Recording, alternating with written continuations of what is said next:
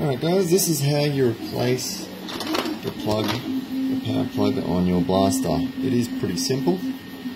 I'll just run you through it. So you just need to, you don't need this, but obviously this is just one of those helping hands, so it makes it a bit easier.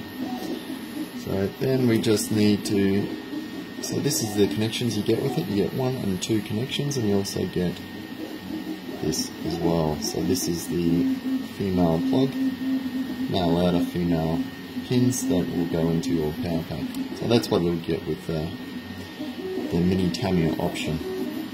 So you can start here by just, this isn't the battery side, so it's okay if we just cut both of them off. Then you just need to strip this back a bit. I've got some handy wire strippers, worth every penny. So just exposing it, do it for both. Leaves it nice and exposed. Then what you do is you tin these leads. So it makes it easier to solder.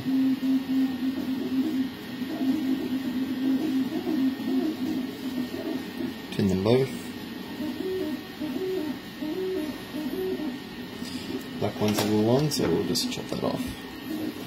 I typically don't like it when it's too long, so that's when we'll just chop this off a bit. There we go. Alright, so then we just need to connect it on.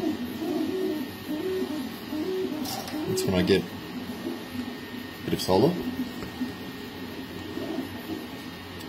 I get a bit extra when I'm putting it on, just so it can flow down into this connection here. Hold it on so it has time to heat up the actual connection itself, so it sticks nicely to it. Lots in there. There we go, perfect. Oh, spoke too soon. There we go. First one done, we'll get back to that one. Second one. Again, same thing. Get a bit of extra solder.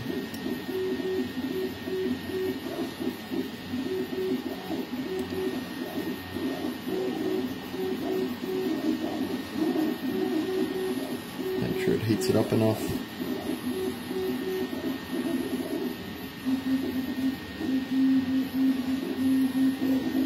In there. Perfect. Sorry about having too much in there, because we'll cut that off in a second. So that's both of them now firmly attached. So we have got these other pads here that we don't really use, so you can use a crimping tool to do this, but most of us don't have that special crimping tool. So I just use solder, and it's much more secure anyway. But then I just squash them up a bit and trim it down so it'll fit in the connection nicely. Same thing with this one.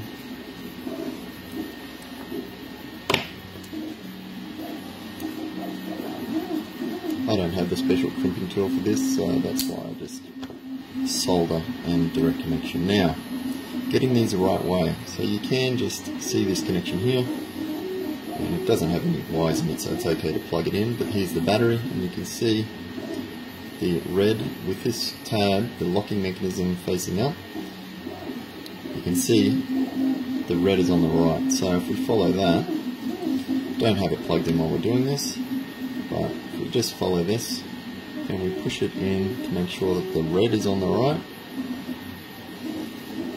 it should fit in nicely. Just keep pushing it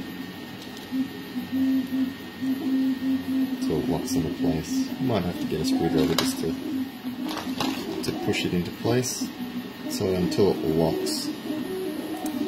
You should hear it lock, which is what it's done. Second one.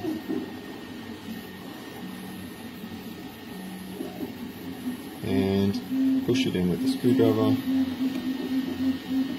till you hear it lock, and give it a good tug just to make sure it is in position nicely. You can see in there, they're nicely in place. So now, when we plug this in, You can see red to red, and it works fine. Hope you've enjoyed this tutorial by Chainsaw Products.